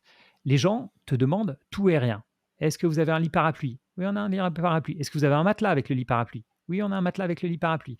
Mais est-ce que, et puis bon, blablabla, est-ce que le type de cafetière, c'est quoi? C'est une Nespresso ou c'est une Senseo ou c'est machin? Quel type de capsule il faut amener? Et je te jure, hein, c'est impressionnant. Ah, ça, c'est une question très importante. Voilà. Il y a des gens qui négocient. Là, je suis toujours dans les fêtes de fin d'année. Hein. J'ai Ah. repris les messages. Il y a des gens qui ont négocié le prix des draps, par exemple. Il y a des gens qui m'ont contacté pour cet été. Oh, vous n'avez pas ouvert encore le calendrier pour cet été. On est venu l'été dernier, c'était super. On voudrait relouer pour cet été. Ouais, on n'a pas mis. Il faut que je le fasse, mais j'ai pas ouvert le calendrier. Il y a des gens qui m'ont dit on n'accepte pas les animaux. Bon, pour la maison, il y a des gens qui ont dit ah, on n'a pas de garde pour notre chien. Désolé, est-ce qu'on peut venir avec le chien? Ça paraît des détails, mais il faut répondre à ces gens. Tu vois, sur ta messagerie. Donc, qu'est-ce que j'ai eu? Bon, j'ai eu tout ça. Voilà. Ça, c'est sur la partie message. Ensuite, il y a une femme de ménage qui vient, d'accord, mais n'empêche que c'est pas parce que tu as une femme de ménage qui vient que tu peux pas vérifier. Il Mhm. faut aller vérifier régulièrement parce que la femme de ménage, elle fait le ménage. Les gens te disent pas, ou alors les gens parfois te préviennent, ils te disent bah là c'est bouché, là il y a la poignée qui se dévisse un peu et tout, mais il faut aller voir régulièrement. Mhm. À nouveau, moi je suis sur place, ça me dérange pas. Tu as la partie entretien. Donc moi j'ai 2 piscines, enfin il y a une piscine qui est commune pour la plupart des appartements et une piscine qui est privée pour un des apparts. Donc, bah, il faut s'occuper des piscines. Je le fais, c'est un plaisir, ça ne me dérange pas. Tu as tous les entretiens d'espaces verts. C'est pareil, c'est moi qui tonds, c'est moi qui taille les haies, etc. Mais il faut le faire. J'ai eu une fuite, par exemple, Mhm. à nouveau, toujours pendant cette période de 10 jours. Il y a une fuite d'un radiateur. C'est moi qui ai réparé, ça m'a pris 5 minutes. Mais si tu dois appeler un plombier et que ton appart il a 800 km, c'est compliqué. Euh, un truc auquel on ne pense pas. J'ai quelqu'un qui a oublié une tablette, Mhm. une liseuse. Ah, j'ai oublié une liseuse. Est-ce que vous pouvez me la renvoyer? Il faut aller à la poste. Ouais. Tu vois ce que je veux dire? Tu peux pas dire à la personne, non, non, c'est un revenu passif, je la garde. La personne a oublié, voilà, j'ai dû aller m'en occuper. Il y a quelqu'un qui a oublié une double prise. Mhm. Tu vois, bon, Ah, une petite mamie. Je regarde la double prise, je regarde combien ça coûte, je vois 2,50 €. Et puis elle me harcelait de messages. Oui, j'ai oublié la double prise, comment on fait, etc. Et donc je l'appelle, je lui dis, écoutez, madame, la double prise, elle coûte 2,50 €. Je pense que ça va vous coûter plus cher que je vous la renvoie. Elle m'a dit, bon, après moult discussions, elle a dit, bon, bah, gardez-la. Et tu vois, c'est des trucs auxquels on ne pense pas, mais mhm. c'est même pas fois 10, c'est fois 100 le saisonnier par rapport à ce que toi, tu considères déjà comme ne pas être du revenu passif. Donc, c'est à un niveau, en fait, qu'on n'imagine pas. Et l'autre truc, c'est que moi, c'est du saisonnier, je suis pas loin de l'océan. Donc, les gens, ils passent leur été, enfin, ils viennent leurs vacances d'été. Et pour les gens, les vacances d'été, moi, je me rendais pas compte, mais c'est super important. Mais oui. T'en Faut que ce as, ils soit te posent. parfait. Ah, mais c'est fou. Ah, t'as pas le barbecue, c'est compliqué, tu vois. Parce que, Mhm. ah, il n'y a pas de barbecue, mais est-ce qu'on peut faire un barbecue sur la terrasse et tout? Bah, c'est une terrasse en bois. Non, on veut pas que vous fassiez de barbecue. Enfin, ça dépend où, hein. Je dis ça pour mes futurs clients. Il y a des endroits où vous pouvez faire des barbecues. Euh, mais tu vois, tu as des trucs, c'est fou. Tu as des gens qui te posent des questions sur quoi faire pendant les vacances. Mhm. Tu vois. Et qu'est-ce qu'on peut faire dans le coin? Eux, ils te posent la question, ça paraît rien, ça leur prend 5 secondes. Mais toi, ça te prend un temps fou à répondre. Donc maintenant, j'ai l'habitude, j'ai les messages préenregistrés où je mets 3 liens sur l'office du tourisme du coin, tu vois.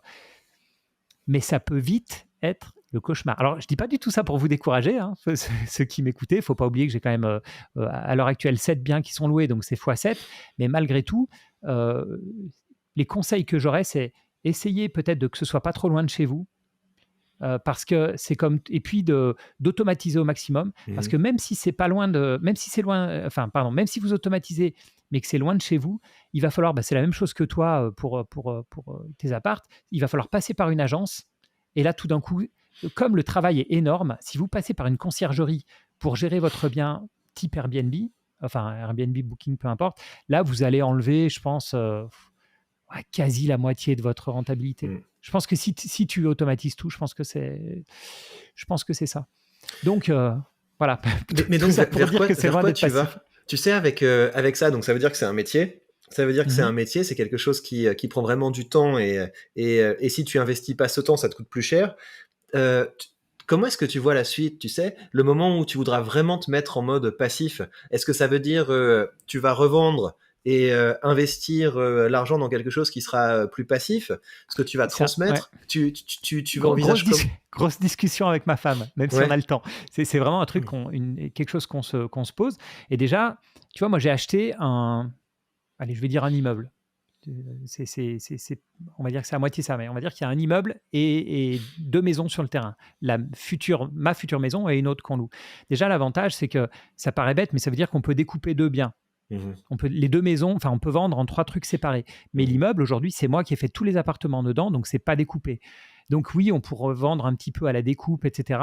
C'est des questions qu'on se pose, mais je pense que j'irais plutôt sur euh, gérer à 100%, faire gérer Ouais. à 100% le truc. Quitte à avoir quelqu'un qui prend un des appartes, qui est là, comme ça, qui paye pas de loyer, avec peut-être un peu d'argent en plus, enfin oui, sûrement un peu d'argent en plus, et la personne s'occupe de tout. Mmh. Ou alors une vente totale. Ouais, ou alors une vente totale. Mais c'est sûr que le choix que j'ai fait, ça me simplifie énormément Mmh. les choses, d'avoir tout regroupé, d'être à côté, etc. Et ce choix, pourquoi je l'ai fait? Bah, honnêtement, ça me permet de vivre pour un temps de travail qui est minime. Ouais, bien Je suis sûr. pas, je suis Mais pas oui. dans le revenu passif du tout, mais je suis dans un espèce de mix entre optimisation de mon patrimoine. Ce que je fais, ça me fait plaisir. C'est pas d'aller ramasser les feuilles dans la piscine qui est un traumatisme pour moi. Euh, et puis, bah, finalement, j'ai un revenu. Donc, je me fais des revenus additionnels, mais qui sont pas pour moi.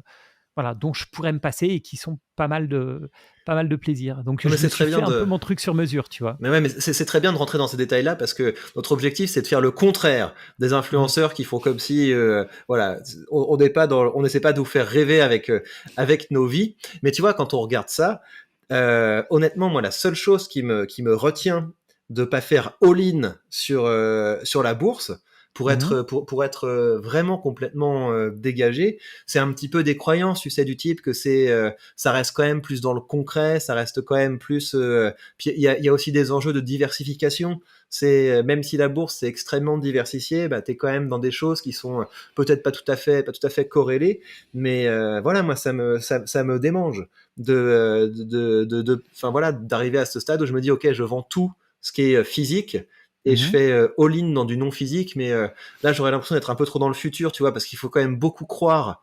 Tu sais, il y a un moment tu peux te dire ouais, mais en fait un courtier c'est juste une application avec des chiffres. Donc il y a quand même quelque chose de plus concret, de matériel, tu sais, un lien plus direct avec l'investissement. Ouais, mais est-ce que c'est patrimonial ou est-ce que c'est les revenus? Parce que si tu fais all-in dans l'immobilier, pardon, si tu fais all-in dans le, par exemple, moi, si je prends mon patrimoine et que je fais all-in en bourse et que je ne sais pas quelle est la moyenne des dividendes en bourse, tu dois être à 1,5%, peut-être 2%. La moyenne, je veux dire, si tu n'investis pas dans des boîtes à dividendes, hein. Mhm, Mais moi, je vais galérer pour en vivre, tu vois ce que je veux mhm. dire? Même, je ne pourrais pas en vivre. Donc, c'est aussi pour vivre 100% de revenus de dividendes, Ouais, il faut être plus riche que moi. En gros, ouais. hein. Faut être plus riche que moi. Moi, je suis pas à ce niveau-là, en tout cas. Moi, je peux vivre de mon immobilier. Je peux pas vivre de 2% de rendement. Ouais, c'est vrai que c'est quand même un vrai Tu vois, revenu. C'est vrai que c'est quand voilà. même un. Ouais. Après, si c'est patrimonial, c'est différent. Et quand je t'entends dire, j'hésite, enfin, il me manque, j'ai un cran à passer pour faire all-in. La question, c'est si tu fais all-in en bourse et que tu arrêtes tes formations, tous tes trucs à côté, tu vois, tu vas peut-être avoir du mal à boucler les fins de mois. Il y a ça aussi. Pour moi, je parle, hein. Il y a aussi un vrai choix de, j'ai une partie où j'ai un bon rendement en termes dividendes, hein. Rendement, c'est-à-dire ce que je touche tous les mois, j'ai un Mhm. meilleur rendement que sur les dividendes. Donc, c'est ce qui m'intéresse aujourd'hui. Ouais, ouais, ouais, je vois. Ouais, c'est vrai. C'est vrai, j'aurais moins de cash, sauf si je faisais all-in sur Realty, mais je suis pas encore, je suis pas encore prêt. Bon, on va avancer hein, dans ce que les gens présentent Mhm. comme du revenu passif. Donc j'ai vu des trucs aberrants. Un Vas-y, blog, dis-moi. ce serait un revenu passif. Une chaîne YouTube, ce serait un revenu passif. Et ça, c'est peut-être le plus fou parce que c'est à quel moment une YouTube c'est du revenu passif. Effectivement, une fois qu'on a fait une vidéo, bah on peut se dire la vidéo est dans les tuyaux, je travaille plus, il y a quand même un petit peu d'argent qui arrive, mais non, rien du tout. Si vous arrêtez de faire des vidéos, le nombre de vues baisse, et les revenus se ratatinent. Et c'est un travail qui est extrêmement Mhm. exigeant. Et puis d'ici à ce que vous arriviez à faire des vidéos qui rapportent de l'argent, il faut avoir dépensé beaucoup de temps pour se former, il faut avoir dépensé beaucoup de temps pour réfléchir, pour progresser. Donc c'est très très loin d'être passif et c'est très aléatoire comme parcours. Mhm. Parce que Et se c'est dire peu que vous allez comme rémunérateur ça quand même, vous. hein. La pub, je parle. La pub, c'est quand même très rémunérateur. C'est quelque chose comme 4 pour 1000, 4 centimes pour 1000 vues, Ouais, je sais pas. Je veux dire, c'est c'est quand 4, même 4, 4 euros sur 4 euros pour 1000 vues, quelque chose comme ah, ça. 4 euros, ouais, pardon. 4 euros pour 1000 vues, c'est quand même très faible. C'est ça, oui. Donc là, donc quand j'ai fait les calculs sur ma chaîne YouTube, ça m'a rapporté 32 000 en 2022. Et enfin voilà, c'est pas avec ça que je vis, mais Mhm. c'est aussi parce que j'ai eu des mois où j'ai pas fait de vidéo l'année dernière parce que je déménageais, parce que ça m'a pris du temps. Et donc là, je vais essayer de viser les 40 000 pour cette année de revenus avec la chaîne YouTube, mais pour les atteindre, je vais devoir travailler beaucoup. Et je vais devoir Et travailler tu as beaucoup beaucoup en termes travaillé de dans le passé, production. parce que tu as déjà une Ouais, audience. C'est-à-dire que ouais, bien sûr. déjà, il faut te créer l'audience. Toi, tu t'es créé cette Ouais. grosse audience. Et même ayant déjà cette grosse audience, il faut que tu continues à bosser beaucoup. Parce que tu en as qui peuvent bosser. Quelqu'un qui démarre de zéro sa chaîne YouTube et qui bosse comme toi, il n'a pas 40 000 à la fin de l'année. Tu vois ce que je veux dire? Non, C'est évidemment ça pas. qui est compliqué. Ouais. Parce que là, j'ai testé là, parce que quand j'ai créé la chaîne business, Mhm. La chaîne business, elle rapporte en revenus publicitaires, elle rapporte 200 € par mois et je fais une vidéo par jour. Ouais. Donc c'est très peu. A priori, ça va devenir plus important parce que j'aurai sur les chaînes finance, c'est quand même assez rémunérateur la publicité. Par contre, et là pour le coup, je dirais que c'est quand même un peu plus côté revenu passif, vu que je fais de l'affiliation sur la chaîne business. Là pour Mhm. le coup, j'ai un revenu qui est décorrélé de mon travail parce que en fait que je fais la vidéo, ça me prend du temps. Mhm. Mais après, le fait que les gens cliquent et s'inscrivent à l'application que je promeux avec la vidéo, c'est pas quelque Mhm. chose qui me demande du travail. Donc j'ai travaillé pour que les vidéos soient visibles. Mhm. Si j'arrête de faire des vidéos, ça marche pas. Mais disons que c'est une ligne qui se rajoute, et rajouter cette ligne de revenus, ça va pas demander de travail. Donc je C'est dirais quand vrai. même que là on est sur quelque chose qui se rapproche peut-être plus du revenu passif. Donc et si on ajoute le côté plaisir, moi je comprends pas qu'il n'y ait pas plus de gens qui fassent ça. Tu vois, t'es fan de bande dessinée, t'es fan de bande dessinée, donc tu prends plaisir à acheter tes Batman, à acheter tes Spirou ou ce que tu veux. Tu fais régulièrement des vidéos où tu présentes la nouvelle bande dessinée, etc. Et tu mets un lien d'affiliation Amazon ou je sais pas quoi pour que les gens payent, enfin pour que la boîte te verse une petite commission quand les gens achètent le produit. Ça pour le coup, c'est un truc, t'es dans le plaisir. Donc t'as pas trop l'impression de travailler et voilà, ça fait rentrer des revenus.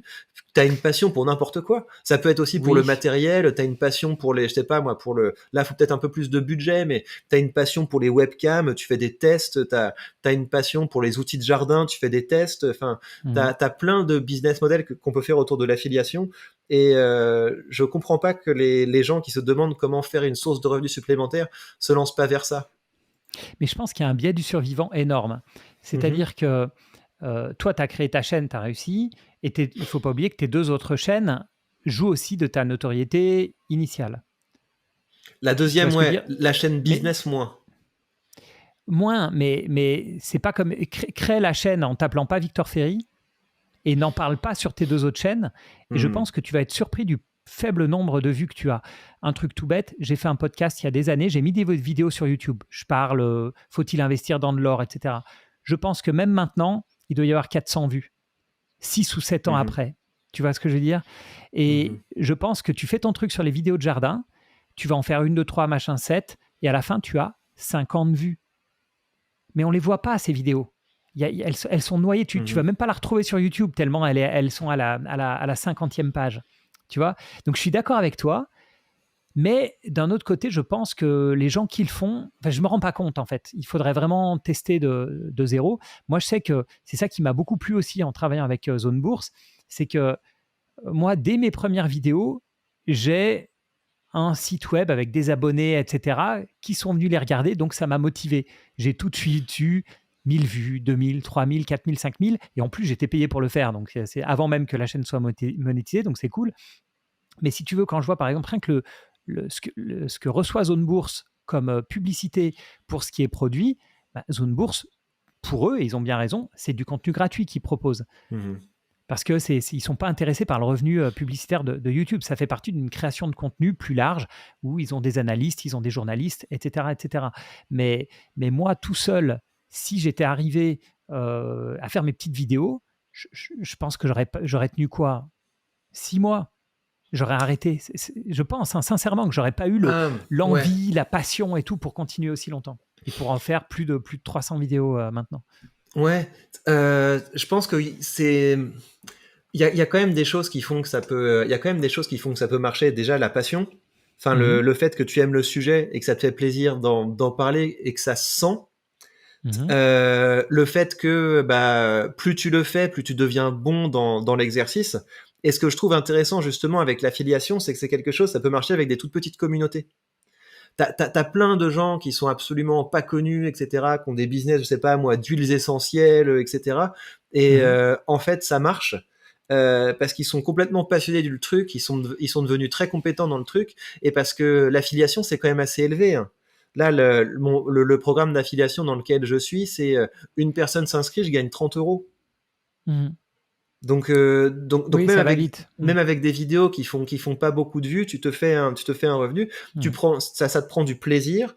Enfin ouais, vraiment moi si moi je peux essayer faire une chaîne avec un phoné où je présente mes bandes dessinées Batman, ça je pense que ça peut marcher. T'es passionné, J'encourage, c'est des attention, hein, passionnés qui c'est pas du tout pour vous décourager de créer du contenu, c'est pour dire, je pense que c'est très compliqué avant que ça marche. Déjà, on monétise pas avant de 1000 abonnés, donc il faut déjà ouais, atteindre ces 1000 abonnés, etc. Puis il faut de la régularité, il faut de la qualité. Après, on ouais, apprend tellement, on apprend beaucoup, hein, beaucoup techniquement, on apprend à faire un ouais, montage, on apprend sur l'image, sur le son, ouais, se creuse la tête pour faire des sujets intéressants, etc. Donc j'encourage tout le monde à le faire. Mais c'est vrai qu'il y a ce côté biais du survivant. Il y a tellement d'heures de vidéos qui sont déchargées sur YouTube toutes les secondes que je me rends un peu comme Internet, si tu veux, où moi je me souviens la première fois que j'ai fait mon site Internet pour ma location, c'était fou, je me trouvais même pas, tu vois. Et j'ai dû choisir un nom très mhm. très spécifique pour que quand je tape le nom, je ressorte. Mais c'est tellement un puissant fond aujourd'hui, Internet ou les réseaux, enfin surtout YouTube, tu vois. Je me dis, oui, tu peux le faire, mais à quel point c'est trouvable, à quel point à un moment ton essai de râteau de jardin, il va ressortir sur l'écran de quelqu'un, tu vois. Faudrait que j'essaye, faudrait que je fasse Ouais. un test comme ça. Mais Bah, j'ai réussi à pousser ma femme, moi, qui fait des vidéos, enfin, qui est professeure de langue. Mhm. Et elle a réussi à faire marcher une chaîne YouTube extrêmement spécifique où elle apprend le néerlandais à des Russes. Donc, tu vois, Ah ouais, donc elle a dépassé les 1000 on a un vrai abonnés. essai là. Ah ouais. Ouais, ouais, elle a dépassé les 1000 abonnés en faisant, mais simplement parce qu'il y a une demande et parce qu'elle est régulière et parce qu'elle elle publie souvent. Et au début, j'ai essayé de l'aider un petit peu. Tiens, vas-y, fais des vidéos où tu débriefes le discours de Poutine, etc. Et donc, effectivement, c'est des vidéos qui ont beaucoup mieux marché que le reste des vidéos de sa chaîne, mais c'est pas avec Mhm. ça qu'elle touche un public pertinent. Finalement, les vidéos qui marchent le mieux, c'est des vidéos très spécifiques sur, je sais pas moi, l'impératif en néerlandais ou des choses comme ça, parce qu'il y a une vraie Ah demande. ouais. Et mais c'est juste de la connaissance du marché. Et donc, j'ai décidé, j'arrête de l'aider, et ça a commencé à marcher quand j'ai arrêté de l'aider. Donc, enfin, tu vois, c'est tu deviens spécialiste d'un domaine, tu en parles régulièrement, et puis Hmm. non, ça peut fonctionner bien. Mais moi, je me souviens que quelque chose qui me retenait beaucoup au début, c'était justement le biais du survivant. C'est que je me disais, mais non, mais tu vas pas gagner de l'argent avec YouTube. C'est un peu de l'arnaque. Il y a pas beaucoup de gens qui réussissent. C'est pas des vrais métiers, etc. Ça m'a Mhm. beaucoup retenu au début. Je me disais, mais non, mais c'est pas possible. Et moi, j'en revenais pas. Quand au bout d'un moment, je me suis rendu compte que c'était possible d'envoyer une vidéo dans les tuyaux et de commencer à avoir des euros qui tombaient avec ça, j'étais trop content. J'étais vraiment super content. Et aujourd'hui, ça fait parmi des. C'est pas ma source de revenus principale, évidemment, YouTube, c'est une petite partie de mes revenus, mais c'est ça qui me prend le plus de plaisir. Mhm. Le fait de me dire que j'ai de l'argent qui arrive pour des créations, j'ai pris du plaisir à le faire, je trouve ça utile, etc. Je trouve ça absolument génial. Et donc, Mhm. c'est quelque chose qui me motive beaucoup. Et les premiers centimes qui sont arrivés avec mes vidéos YouTube, mais j'étais trop content.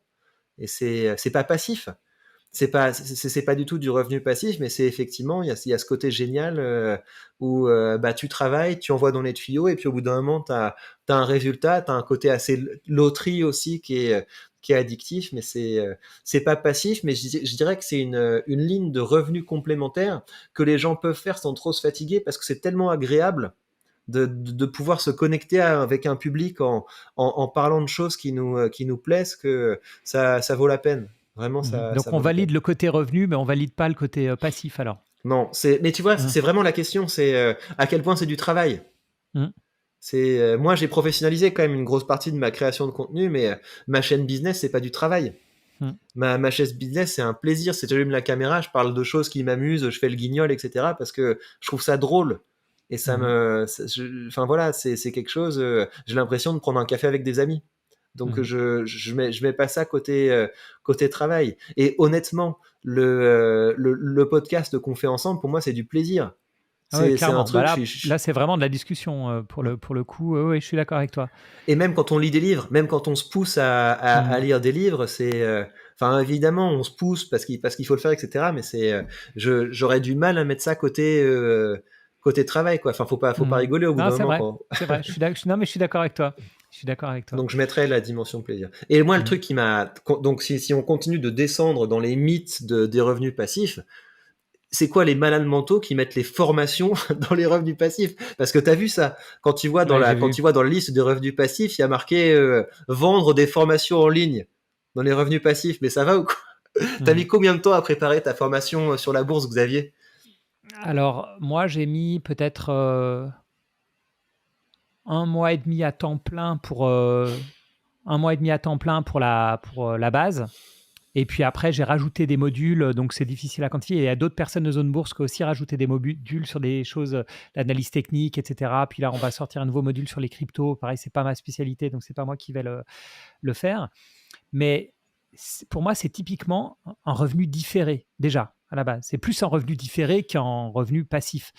Et l'autre point, et on vient d'en parler, c'est que si tu fais une formation, mais que tu n'as pas de communauté que tu t'es créé via Ah oui. un blog, une chaîne YouTube, tes 50 000 abonnés sur je ne sais quel réseau social, qui demande aussi énormément de travail, si tu n'as pas ça, ta formation, elle vaut zéro, en fait. Enfin, pas Ouais. elle vaut zéro, mais donc Après, honnêtement, le temps que j'ai travaillé sur la formation, c'est peut-être mon temps le plus rentable Mhm.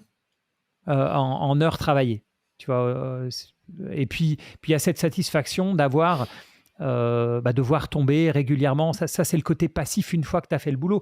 Mais je pense Ouais. que c'est un peu similaire pour moi à un livre. Alors, j'ai pas l'expérience, toi tu l'as, mais le livre c'est encore pire. C'est un énorme travail qui est Ouais. différé, mais le boulot est là, quoi. T'es Ouais. d'accord avec ça? Ouais, alors ce que je dirais quand même, c'est que effectivement, tu as l'impression de toucher des dividendes parce que t'as écrit un livre. J'embrasse Mhm. mon éditeur Florian, je t'embrasse. Erol les éditions, vous êtes une maison géniale. C'est super en fait d'écrire un livre en étant accompagné. C'est super d'avoir des gens qui te motivent, qui te relisent, et t'as l'impression que c'est un peu le résultat d'une œuvre collective.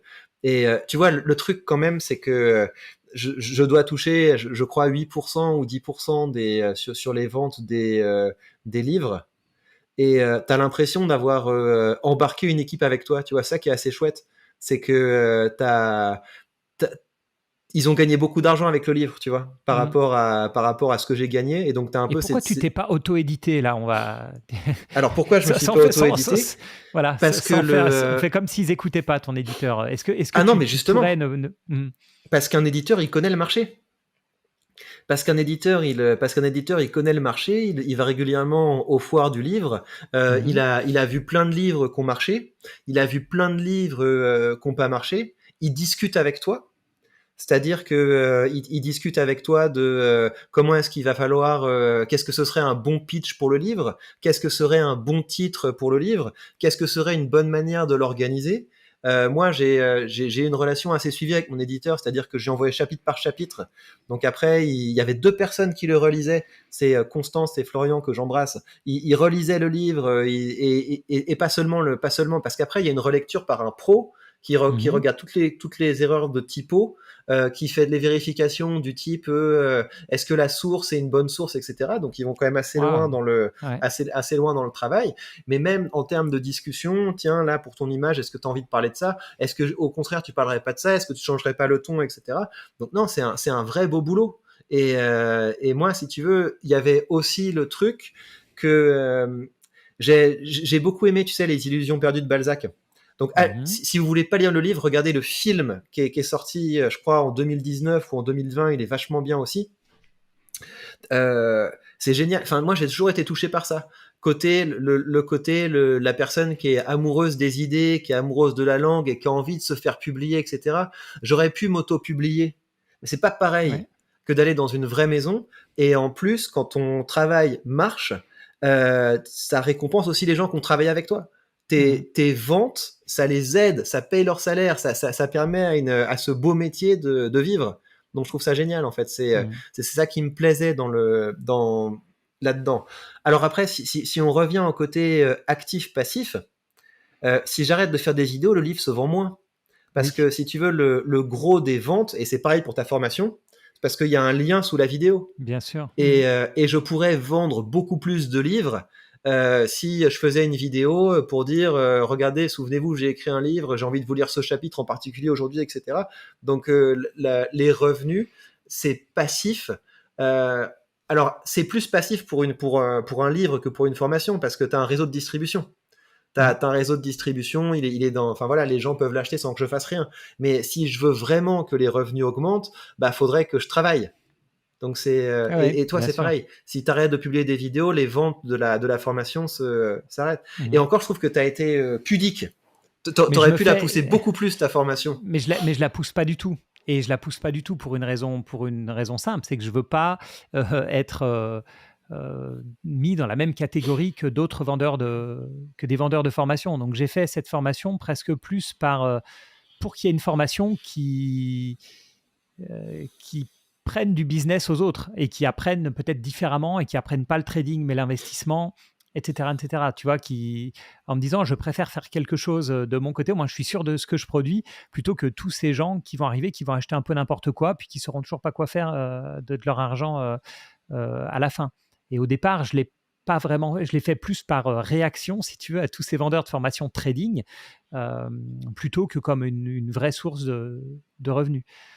Mais je suis un peu fasciné par le livre. Et en fait, ce que tu dis, c'est que entre éditeur et auto-édition, c'est pas le même bouquin. C'est Ah pas non. juste dans un cas je gagne 8 et dans l'autre, je sais pas, 50, j'ai aucune idée, 50%. Mais donc, c'est même pas le même livre. Et quand tu vas vers ton éditeur au départ, toi, tu sais ce que tu veux dire, ou est-ce que la discussion initiale, c'est j'ai envie de faire un livre, on discute ensemble de quoi ça pourrait parler. Enfin, ça va être de Alors, rhétorique, mais c'est là que le fait d'avoir aujourd'hui le monde de l'édition, ça marche comme ça. Faut être connu. Si tu veux publier un livre, faut être connu. Les gens vont te sélectionner pour ça. Les gens vont te d'accord. sélectionner parce que tu as fait tes preuves dans un domaine. Mhm. Les gens, ils ont envie que les livres se vendent et donc ils sont venus vers moi. C'est l'éditeur qui est venu Ah, vers ok, moi excellent. et il y a plusieurs éditeurs qui étaient venus vers moi, etc. Et moi, donc j'ai eu une discussion avec l'éditeur au téléphone et je lui ai demandé très Mhm. franchement, est-ce que j'ai un intérêt à passer par vous plutôt que de méditer? Et donc enfin parce que moi, c'était pas un projet que j'avais déjà publié dans ma carrière de chercheur, etc. Donc c'était pas j'avais pas particulièrement un besoin. Et c'est quand Mhm. le gars m'a parlé de ce qu'il faisait, de son métier et aussi de sa passion pour son métier, je me suis dit en fait ça va être une aventure intellectuelle intéressante. Donc je me suis engagé là-dedans parce que je sentais que l'éditeur était chouette et que j'allais être accompagné. C'est ça qui me plaisait dans l'affaire. Et en fait c'est beaucoup mieux parce que il y a combien de livres auto-édités qui sont des purs daubes et qui se vendent pas sur Amazon? Je pense que Si tu scrolles jusqu'à la page 20 des bouquins sur un sujet sur Amazon, tu tombes sur les livres auto-édités. Et peut-être il y a des choses bien dedans, mais c'est pas pareil. Mhm. Quand t'as pas été en discussion avec quelqu'un qui t'a accompagné, qui a testé tes idées, ça peut pas être aussi bien que quelqu'un Mais qui a pensé tout seul dans son coin. je pense que j'ai aucun. En fait, je pense que j'ai un seul. Je pense que j'ai un seul livre qui est auto-édité de mémoire. Seth Godin. Non, non, même pas enfin, auto-édité par un Français. C'est Épargnant 3.0. Ah, Enfin, sur les ETF, qui est Édouard Petit. Très bon bouquin, hein. Je crois qu'il en a écrit deux. Les deux sont des très bons bouquins que je vous recommande sur les ETF. Et je crois que c'est auto-édité. Ça m'avait surpris. Mais lui, c'est pareil, il s'est fait une audience grâce à son site, enfin, je sais pas ce qu'il a comme sur les réseaux, mais il s'est fait ça et il se trouve que le bouquin est de très bonne qualité, hyper sourcé, etc. Et de mémoire, c'est un bouquin auto-édité ou en tout cas dans le style, c'est pas très flashy, tu vois ce que je veux dire, parce que tu as quand même aussi une différence un peu de qualité dans le bouquin physique, tu vois, entre un bouquin d'éditeur et puis un bouquin auto-édité. Mais c'est vrai que quand j'y pense, c'est quand même relativement rare, hein, des bons livres auto-édités. Donc, il n'y a pas, y a pas, y a pas bah, photo. Même si il y c'est a, facile, ouais. ça arrive peu. Les bons bouquins auto-édités, enfin en tout cas les bouquins qui se vendent bien auto-édités, c'est des bouquins de gens qui sont des bons créateurs de contenu. Donc un exemple, c'est Seth Godin, Mhm. qui a écrit par exemple un bouquin qui s'appelle The Purple Cow. Il a écrit pas mal de bouquins qui ont été presque des best-sellers. C'est du marketing, non? Ouais, c'est du En tout cas, marketing, ouais. ouais, ouais. Mhm. Il a un podcast qui s'appelle Akimbo, qui est pas trop mal, mais ouais, de toute façon, si votre objectif c'est d'écrire pour être lu, il faut commencer par créer du contenu. Il faut commencer par créer du contenu régulièrement et ça marche pas en fait d'aller. En fait, si vous allez, moi ça m'est arrivé quand j'étais beaucoup plus jeune et beaucoup plus naïf, d'écrire des nouvelles, des choses comme ça. Et après de l'envoyer à plusieurs éditeurs, etc. Les seuls éditeurs qui répondent, c'est des éditeurs qui veulent nous faire payer pour le publier. Ok. C'est ça. Et donc en fait, après, on se retrouve avec, il n'y a pas de service de marketing, que dalle, etc. Donc on se retrouve avec plein de livres sur les bras qu'on a achetés et qui se vendent pas. Donc faites pas ça. J'ai pas fait ça parce que j'ai eu des gens qui m'ont dit mais arrête, tu vois bien que c'est de l'arnaque et fais pas ça. Commencez par être connu par vos compétences et par votre domaine, et après les éditeurs viendront vers vous. Les éditeurs prendront plus ce risque. Je pense qu'aujourd'hui ils le prenaient, quelqu'un envoie un manuscrit et les gens se disent tiens, c'est intéressant c'est intéressant ce gars qui ça peut être intéressant, ça peut marcher. Aujourd'hui les éditeurs, c'est pas tellement des découvreurs de talent. C'est plus des gens qui accompagnent les gens qui ont réussi dans un domaine à coucher leur pensée sur le papier. En tout cas, les purs romans, tu peux encore trouver un pur roman très bien écrit qui va faire émerger un nouvel écrivain, mais tout ce qui est non-fiction, je suis d'accord avec toi. Tu vas pas te lancer dans un bouquin de non-fiction avec quelqu'un qui n'est pas déjà reconnu dans son domaine. Et aujourd'hui, reconnu dans son domaine, c'est vrai que ça passe beaucoup quand même par la création de contenu. Mais même si j'étais